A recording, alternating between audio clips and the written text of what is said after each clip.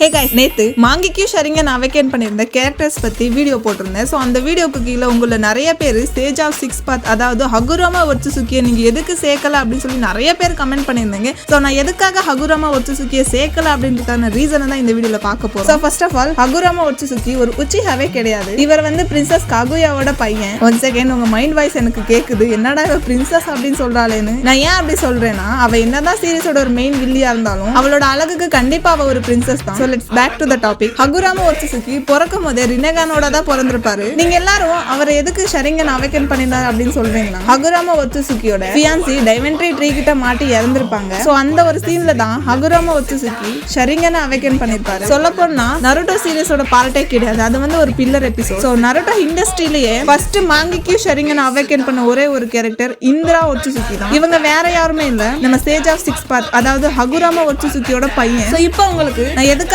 ஹகுராமா ஒட்சுசுக்கியை ஷரிங்கன் லிஸ்ட்ல சேர்க்கல அப்படின்னு சொல்லி உங்களுக்கு புரிஞ்சிருக்கும். சோ இந்த வீடியோ உங்களுக்கு இன்ட்ரெஸ்டா இருந்திருக்கும் நம்புறேன். சோ இந்த வீடியோ பிடிச்சா லைக் பண்ணுங்க, அப்பதான் நிறைய பேருக்கு ரெக்கமெண்டேஷன் ஆகும். மீண்டும் அடுத்த வீடியோ சந்திப்போம். அது வரைக்கும் பை பை. தேங்க்யூ ஃபார் வாட்சிங்.